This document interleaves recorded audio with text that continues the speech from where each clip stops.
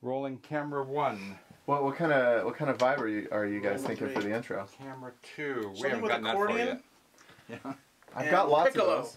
Got lots of that. And banjo. Rolling know. sound. And a zither. And a sitar. A sitar. Sound is rolling. Cameras are rolling. Colin interview. Take one. Hello. Welcome to Artist Confessions. I'm Jefferson Denim, and I'm really glad to say that I'm here with my awesome friend, Mr. Colin Boyd. Glad to be here. Colin was born in Ohio, started playing piano at 3 years old, went to The Ohio State University under a full scholarship, finished his education at Arizona State University, again with a full scholarship, moved out to LA in 2005, and since coming to LA, he's worked with Grammy-winning and Grammy-nominated artists such as Tyler, the Creator, Natalie Grant, Meredith Andrews, many, many more. I'm not going to read them all, including Mary Desmond, who is an up-and-coming artist. So, Colin, we're just really glad you're here. Glad to be here. So before we get started, tell me a little bit about Mary, because I think you were telling me earlier that she's in England right now. Yeah, she's actually out on a 1-month tour. In fact, they're going to be doing a duet on a song that I produced and wrote with Mary and one other friend of mine. So really exciting stuff happening for her. You know, we're looking forward to just, you know, seeing her career develop and just see how the, you know, community of people have begun to support her and what she's doing out there, and as well as here stateside. And you've been producing her and writing songs with her for about a while. 2.5 years now. Yeah. I took over working with her kind of right when she started taking off, and it's unbelievable because, you know, we started out with nothing, and she's become quite a hit on YouTube with, you know, over 10 million views now, and several of her videos above or approaching 1 million views, which these days it's such a challenge because YouTube's so saturated with you know, other people posting, you know, covers and just other content. So we're just excited just because she's really catching some momentum. That's awesome. Now, I know you. I've been able to work with you at Mount of Olives Church. You've played at Mariners Church, another mega church in Costa Mesa, and you've played at Saddleback Church. When you are working in the Christian world, do you feel like sometimes you're maybe pigeonholed because you've had such success there? Do people kind of pigeonhole you and think, oh, he's only working in the Christian field? It can happen. You know, I feel like I've been pretty lucky, you know, just with people referring me and giving me opportunity. I have, you know, gotten to share the stage with, you know, some, you know, names of note in the Christian field. However, you know, I've actually done the majority of my work, you know, outside, you know, up in LA, up in, you know, I guess in the pop hip hop world. And so it is very possible, but I think that's the exciting thing about, you know, what I've been able to do is to kind of span both fields, you know. As much as they're very separate, they're also very much together. It's crazy, some of the musicians you run into that, you know, you'll be, you know, working on a Christian session and then suddenly you're over here and you're like, hey, wait, you know. Right. So there's a lot of the same people working in the same industry. I think the one thing that people know of me is that no matter how much success or opportunity comes my way, I'm one that's going to reach back out and say, hey, this is where I'm going to catch some of my momentum. And I love that about you. I was telling you earlier, I found this great quote, Kevin Spacey quote, which you may have heard. If you are lucky enough to get any sort of success, send the elevator back down. Right, yeah. Now, and I know you, and I've seen you do that. How do you sort of decide who you can pour your life into? Is there a criteria you look for? Well, I mean, it is something that kind of happens organically. You know, you meet someone and you know, there's obviously a relationship there, but you see certain, like for instance, I have a friend that, you know, he's a young guy, he's like 22, but he's super talented, and you see a bit of yourself in that person, you know, and you see just that love and that passion and that desire to you know, just do music and do it well, you know, and to also one of the biggest things in working in music is just people skills, just being able to work with other people and collaborate. I mean, if you can't work in a team, then you've got nothing. It's interesting because in the whatever happens in the control room or in the studio is projected on the record. So I've seen you in action as a music director, and I'm wondering, well, I would imagine sometimes you're hired as a music director and you get to bring in all your own people that you trust. And sometimes you're hired and there's people that you maybe have never even met before. Mm-hmm. And I would imagine personality things can arise. Mm-hmm.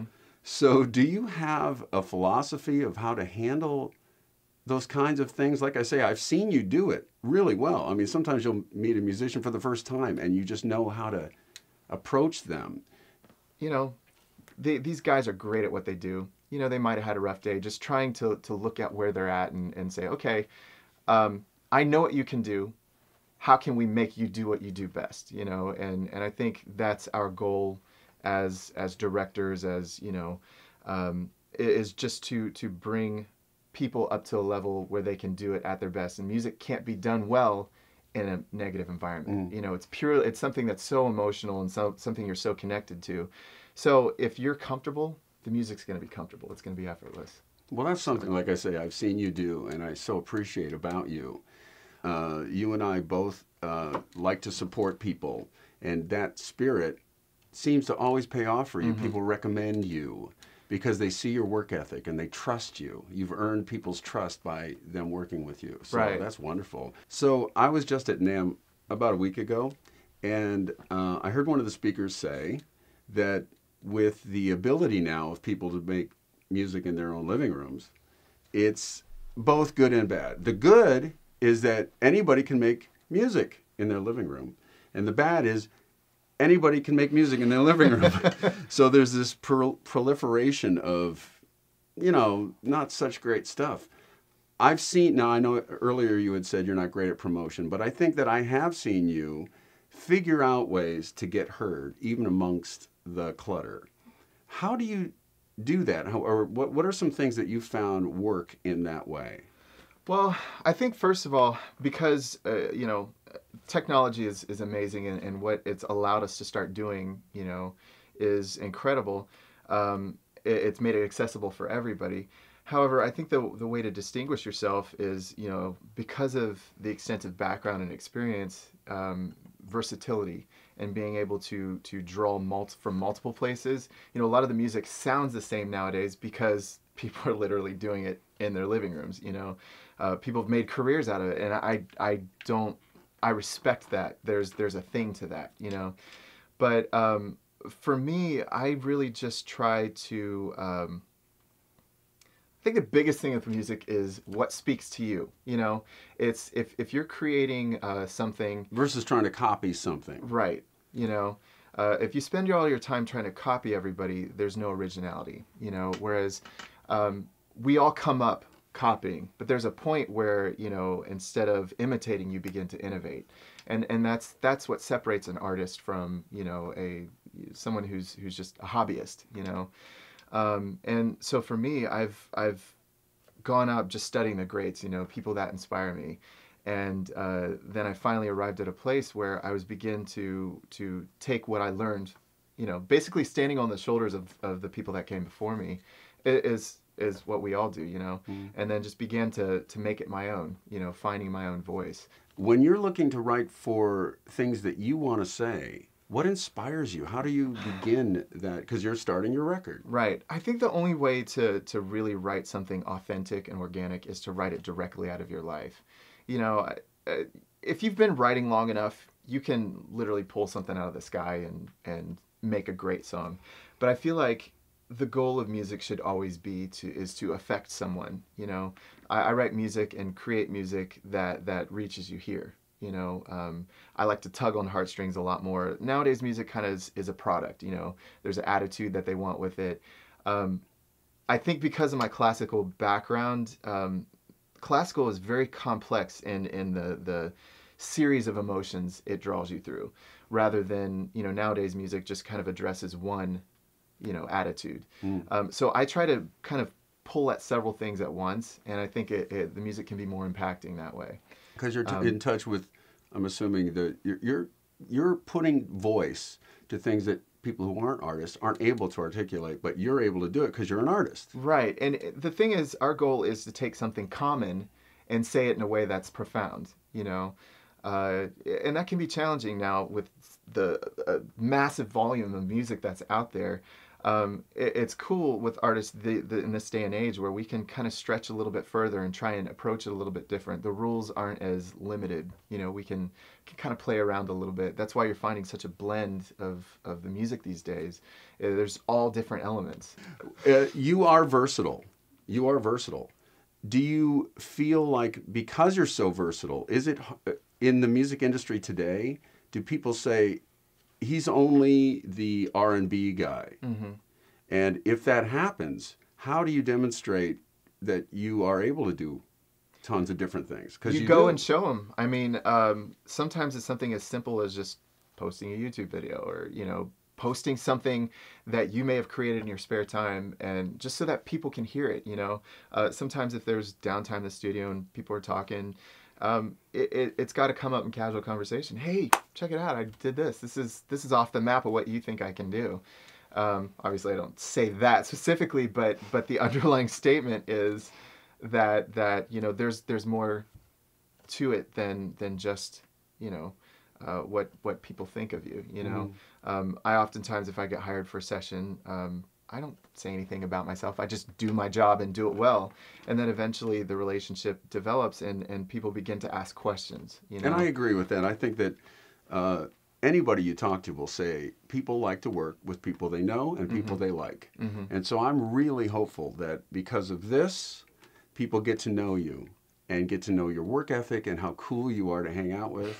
Because that's a big deal, you know, when you go on the road or if you're in the studio and you're spending hours with someone, you want to know, number one, they can do the job, but number two, are they a cool hang? Right. And you are that, my friend. So I'm so glad I know you. So I hope this isn't too geeky of a question, but I wanted to know if you could work with anybody, and this is throughout history, so it could be, you know, someone from hundreds of years ago to maybe even in the future. Well, who would you like to work with if you could just work with anybody? Well, you know, you're basically asking a question of any producer's dream. I would have loved to have, you know, met and worked with Freddie Mercury from Queen. I think he's brilliant. You know, just one of my favorite songs is actually Bohemian Rhapsody. I know that seems cliche, but the song is brilliant, and it just goes through all these phases. And to think, you know, a lot of writers nowadays, there's like 6 writers on one of the songs that you hear nowadays. There's one writer on that song. You know, he's brilliant. And he can really sing. And he can really freaking sing. You know, range to boot. So, having experienced your artist journey the way you have, what kind of advice would you give someone, or maybe even your younger self, that you know now that you wish you had known and that you could maybe give someone who's coming up now? I would say don't ever worry about, you know, what every other artist is doing. You know, try to find you. Obviously, there are rules and ways to approach it, but don't obsess, you know, over that. Try to find your sound and do it fearlessly. I think the biggest thing is when people create something, they're like, oh, you know, it comes so close to it comes from a place that's so close to their heart that they're afraid to be vulnerable. And I would just say, be vulnerable, let it all hang out. The sooner you get to a place where you can let it all hang out, that's when you become an artist, because you're being true to what you do. And music is only honest when, you know, it's coming from here. So thank you so much for watching Artist Confession today with Colin Boyd. And if you are an artist, remember, we are the dreamers of the dreams. Keep doing it. Thanks again for watching.